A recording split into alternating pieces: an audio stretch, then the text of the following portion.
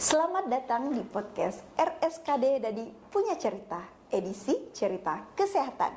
Bersama saya, Susan, selaku host. Kali ini kita kedatangan salah seorang dokter yang masih aktif juga nih di RSKD Dadi melayani pasien ODGJ, yaitu Dr. Agus Japari, SPKJ MKes. Langsung aja ya kita sapa. Halo dokter. Halo, selamat siang. Siang, bagaimana kabar dok hari Baik, ini? baik Bu Susan. Ya. Kayaknya cerah ya hari ini, ceria ya. Iya cerah, apalagi dokter saya lihat ini agak ganteng. Kayaknya Ya, habis enak, dari good barber looking ini. nih. Oh, dari Habis barber ya? untuk mempersiapkan acara ini. Masya Allah, luar biasa ya. Mungkin kawan Puli ingin mengetahui latar belakang dokter nih. Boleh Ya. dong diperkenalkan dulu dokternya? Ya, baik. Perkenalkan, Ya. nama saya Dr. Agus Yapari, spesialis kedokteran jiwa. Saya psikiater di Rumah Sakit Dadi ya. Saya bertugas di rumah sakit ini sudah dari tahun 2010 sampai sekarang ya. Jadi kira-kira udah 10 tahun ya Ya. di Rumah Sakit Dadi. Ya, kurang lebih 13 tahunan ya. Oh luar biasa ya dok. Kali ini kita mau berbincang-bincang yang santai-santai aja ya dok. Ya. Biar saya rileks, dokter juga rileks. Ya, supaya makin ceria ya. Iya ya. Dok, biasanya dok ya, kalau dokter melayani pasien itu keluhannya apa-apa aja sih sehingga dikatakan gangguan ODGJ? Ya, jadi memang karena rumah sakit Dadi kita ini rumah sakit jiwa. Iya, baik. Jadi memang rata-rata pasiennya ya pasien yang mengalami keluhan kejiwaan. Ya, yang datang ke sini biasanya yang mengalami cemas, ya, susah tidur, gelisah, takut, bahkan sampai sedih, depresi dan tidak bisa lagi berbuat apa-apa ya. Baik. Biasanya tuh penyebab itu orang cemas, apalagi kalau stres. Apakah stres itu bisa dikatakan gangguan ODGJ atau masih kalangan ya belum Iya. ya sih. Ya, jadi memang istilah stres ini sekarang lagi populer ya, lagi tren di masyarakat ya. Jadi memang kita perlu perjelas dulu apa itu stres Iya. ya. Jadi sebenarnya stres itu belum gangguan jiwa, cuma itu masih awal ya, awal. Jadi kalau tidak tertangani dengan baik stresnya, ya itu yang akan berlanjut menjadi gangguan jiwa. Jadi stres itu sebenarnya adalah suatu kondisi di mana perasaan kita merasa tidak nyaman, merasa tegang, ya, oleh karena adanya sesuatu hal, masalah barangkali ya, yang memang memerlukan kita untuk menanganinya. Nah, kalau masalah ini ditangani dengan baik.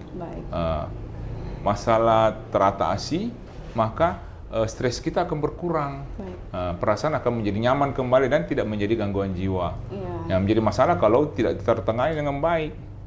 Inilah kita harus mengatasinya dengan bagus. Jadi ada pasien saya juga yang memang biasanya mengalami gangguan jiwa, tapi berawal dari stres. Ya.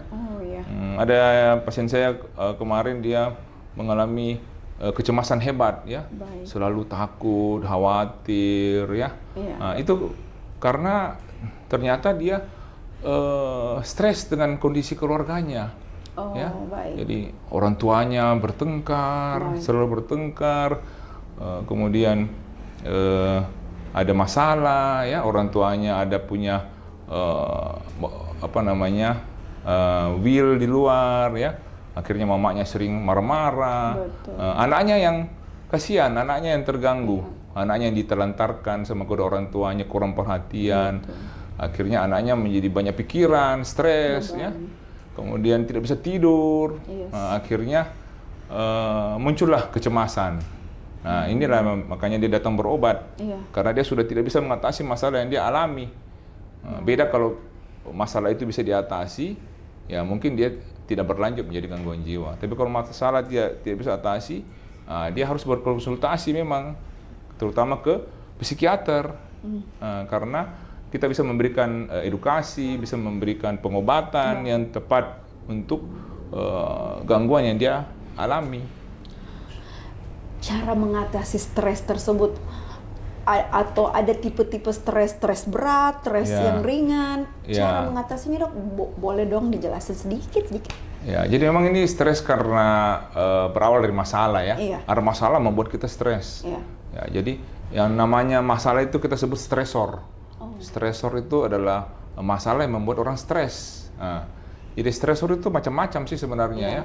Bisa dari kita sendiri, masalah kita pribadi, maupun dari keluarga, teman, masyarakat, ya, pekerjaan. Itu semua bisa menjadi stresor bagi kita, membuat kita stres. Jadi contohnya kita sendiri ya, kalau kita sakit gigi, contohnya ya, kalau sakit gigi, semua makanan tidak bisa kita makan.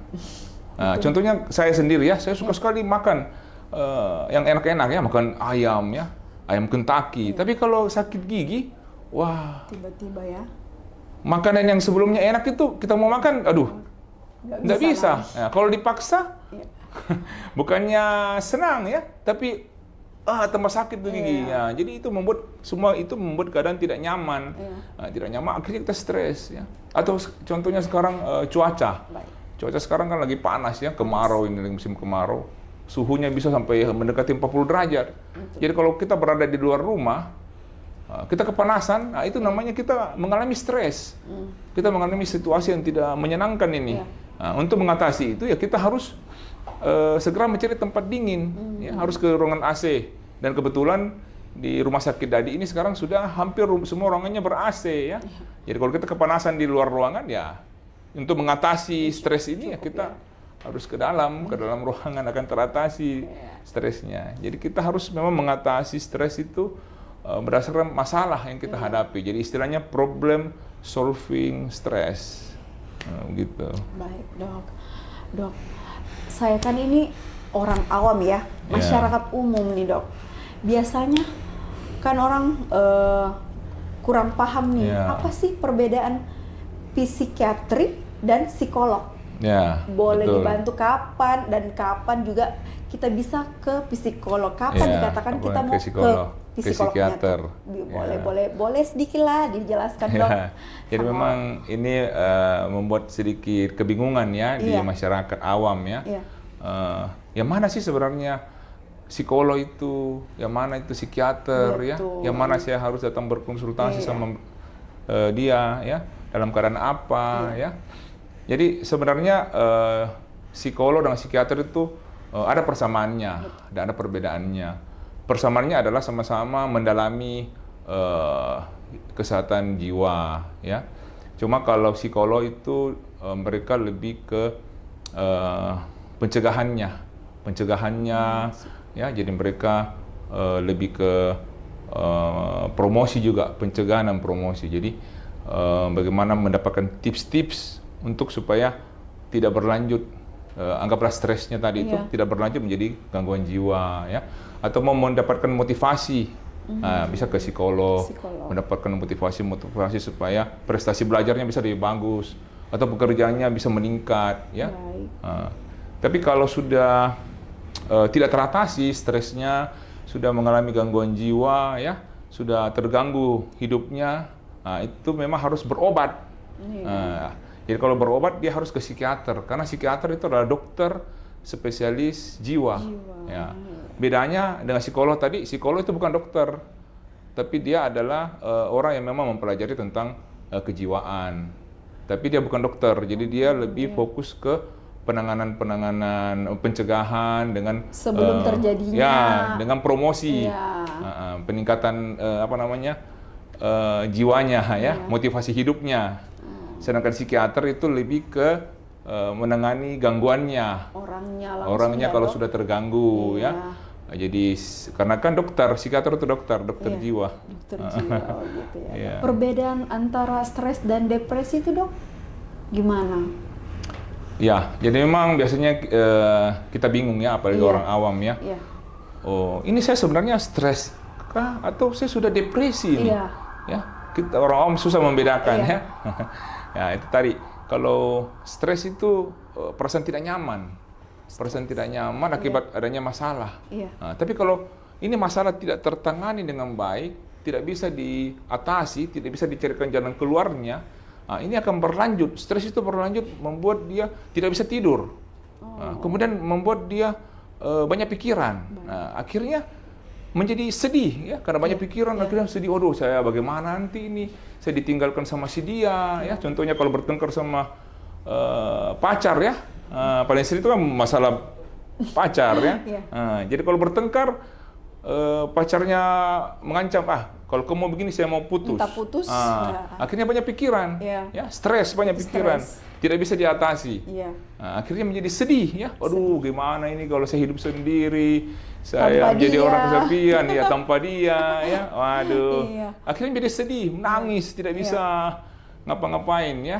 Ya. Itu berarti sudah berlanjut menjadi depresi kalau keadaannya seperti itu. Kalau sudah terlalu berat ya, stresnya tidak bisa ditampung lagi. Ya, tidak bisa diatasi stresnya. Jadi stres kan awalnya ada masalah, awalnya mengalami perasaan tegang ya. Tapi kalau tidak bisa diatasi, berlanjut menjadi kesedihan, berarti dia sudah jatuh ke kondisi depresi. Dan ini yang harus segera diobati supaya tidak berlanjut, sehingga quality of life-nya, kualitas hidupnya bisa kembali normal ya dok. Okay. Selanjutnya, apakah pasien ODGJ ini bisa diobati, disembuhkan, atau bisa pulih 100% atau gimana dok? Ya, jadi itu tadi ya, kalau memang awal-awal bisa diatasi masalahnya, dia tidak akan jatuh ke kondisi gangguan jiwa ya. Nah, tapi kalau memang tidak semua masalah kan bisa diatasi. Kalau tidak semua masalah tidak bisa diatasi dan kemudian keadaannya berlanjut menjadi gangguan jiwa, ya, banyak pikiran, tidak bisa tidur, kecemasan, kemudian sedih, ya, sampai marah-marah. Ini kan sudah menjadi gangguan jiwa, dan ini biasanya kondisi ini akan berlangsung seterusnya, ya, apabila tidak diobati. Makanya kalau kita obati, kesempatan untuk normal kembali bisa, tapi tidak sembuh ya. Tidak bisa sembuh. Orang dengan ODGJ itu tidak bisa sembuh, tapi bisa diobati. Rehab ya dok, rehabilitasi. Ya, bisa dengan pengobatan, kemudian lanjut dengan rehabilitasi. Ya, jadi kualitas hidup akan meningkat, akan membaik kembali, tapi dengan pengobatan yang teratur, tetap rutin berobat, tetap rutin kontrol di rumah sakit sama psikiater, supaya ODGJ yang gangguan jiwa yang dialami itu bisa dikontrol perkembangannya. Tidak bisa sembuh, tapi bisa diobati ya, supaya pulih kembali ya. Oh iya dok, saya punya pengalaman nih. Ya. Waktu anak pertama saya udah dilahirin, udah melahirkan, anaknya udah keluar nih dok. Kan waktu gadis sebelum itu tidurnya enak, tidur semaunya kapanpun pulang, seenak-anaknya aja. Tiba-tiba setelah melahirkan, wow, begadang minta ampun. Jadi luar biasa perubahannya. Saya nangis dok, nangis. Saya mau terus ke kantor. Apakah itu gejala stres, depresi, atau gimana dok? Ya, jadi memang ini yang dialami hampir semua wanita muda ya, ibu muda muda ya, yang baru pertama kali punya anak ya. Jadi belum siap membayangkan, wah ternyata kalau punya anak nanti anak saya akan sering terbangun tengah malam, ya, sering nangis tengah malam. Padahal sebelum punya anak, saya kan enak sekali hidup saya, ya, tidur sepanjang malam tidak ada ganggu, ya. Begitu punya anak, kok malah begini, jadi tidak siap. Maka perlu memang penyesuaian, ya. Jadi ini dialami hampir semua ibu muda punya anak pertama, ya. Jadi belum siap, masih kaget. Dalam keadaan ini kita pasti mengalami stres. Yang namanya ini stres lah, tidak nyaman. Yang sebelumnya enak tidur, sekarang punya anak, menjadi terganggu tidurnya, akhirnya stres. Keadaan ini perlu penyesuaian, perlu dikelola ini masalahnya, ya. Jadi masalahnya adalah bagaimana kita membuat anak kita nyaman, sebelum tidur supaya tidurnya bisa lebih lama. Betul. Kita tidak terganggu juga ya. Makanya istilahnya problem solving stress. Kita mencari tahu masalah apa ini sehingga anak kita sering nangis malam hari ya. Nah, ciri contohnya seperti itu. Jadi kita mencari tahu, oh umumnya anak ini terbangun-bangun malam karena lapar. Betul. Atau karena tidak nyaman, popoknya mungkin penuh atau apa ya. Jadi kita selesaikan ini masalah dulu sebelum tidur. Ya, kita siapkan susunya anak dulu ya. Kasih kenyang dulu anaknya ya. Kemudian kasih bersih popoknya. Dengan keadaan begini, anak akan tidur lebih nyaman, dia bisa tidur lebih lama. Kalau tidur lebih lama kan kita juga ikut tidur lama. Akhirnya teratasi ini masalah. Kalau teratasi masalah ya stresnya berkurang. Jadi belum dikatakan stres. Belum. ODGJ ya dok. Belum. Nyatanya Bu Susan kan masih bisa duduk di sini ya. Sih, dok, karena masih bisa kita podcast ya. Betul. Terus ini dok, sekarang kan di dunia maya, di dunia internet, dunia maya, TikTok ini, artis-artis selalu menyatakan, mental health saya terganggu. Aduh, betul. Saya butuh ini untuk cara mengatasi mental health ini. Saya belum paham nih dok. Apa sih perbedaan mental health dan ODGJ itu? Istilah mental health ya, dengan ODGJ betul, ya. Dok. Boleh dong sharing-sharing betul. Dok. Sekarang memang lagi tren ya, ini istilah mental health. Itu semua berkat media sosial ya. Sekarang media sosial kan memang di mana-mana orang pakai ya, tidak ada yang tidak pakai media sosial. Artis mental health ikut-ikutan juga kami mental health terganggu padahal kami belum paham apa sih itu mental health, Dok. Hanya ikut-ikutan ya mental health ya, hanya karena ikut tren ya. Tidak mau dibilang apa namanya? Kampungan. Kampungan. Jadi mental health itu sebenarnya dari bahasa Inggris. Yang kau diartikan ke bahasa Indonesia menjadi kesehatan jiwa, kesehatan mental ya. Jadi memang sekarang kita mempromosikan mental health itu lewat media sosial supaya orang menjadi aware, menjadi sadar, yang beginilah sebenarnya mental health, jiwa yang sehat seperti apa ya. Jiwa yang sehat itu selalu merasa happy, merasa senang, merasa bahagia dengan hidupnya ya. Tidak selalu merasa kekurangan ya, walaupun sebenarnya kurang tapi tetap merasa bahagia ya. Jadi harus selalu bahagia, selalu senang, selalu bersyukur dengan keadaan yang kita punya ya, selalu bersyukur. Orang yang selalu bersyukur itu pasti mental health-nya bagus. Ya itulah promosi mental health sekarang lewat media sosial ya. Padahal sebenarnya itu kesehatan jiwa. Apakah itu memerlukan obat atau secara perlahan-lahan cuman seperti psikolog minum obat? Mental health itu memang lebih ke promosi ya, pencegahan. Jadi dengan kita menyadari mental health yang baik, itu menjadi promosi untuk supaya kita tidak gampang mengalami stres, tidak gampang jatuh dalam kondisi ODGJ ya tadi ya. Orang dengan gangguan jiwa itu ODGJ. Jadi kalau kita masih dalam keadaan mental health, berarti mentalnya kita masih bagus. Tapi kalau kita tidak menyadari itu, kita bisa jatuh ke keadaan ODGJ, orang dengan gangguan jiwa. Ya, nah ini yang kita harus cegah ya. Kalau boleh tahu nih dok, juga kawan Puli mungkin ingin tahu kesan-kesan menjadi seorang dokter psikiater di Rumah Sakit Khusus Daerah Dadi Provinsi Sulawesi Selatan. Ya, jadi saya kan dari 2010 ya. Sudah bertugas di Rumah Sakit Dadi sebagai psikiater di sini ya. Memang suka dukanya banyak ya. Ada sukanya dan ada dukanya ya. Ya. Sukanya ya karena memang kita di sini kompak dokter maupun perawat kita kompak untuk menangani pasien ya. Jadi semua pasien walaupun pasiennya dalam keadaan yang berat atau dalam keadaan mengamuk, tapi bisa kita tangani dengan baik, bisa kita obati dengan baik. Itu berkat kerjasama yang baik antara perawat dengan dokter. Ya. Jadi perawat menangani pasien, dia mempersilakan pasien untuk di tempatnya, kemudian kami dokter datang untuk memeriksa dan memberikan obat. Jadi berkat teamwork yang baik, pasien semua bisa kita obati di sini, walaupun dia dalam keadaan berat. Ya. Dukanya ya,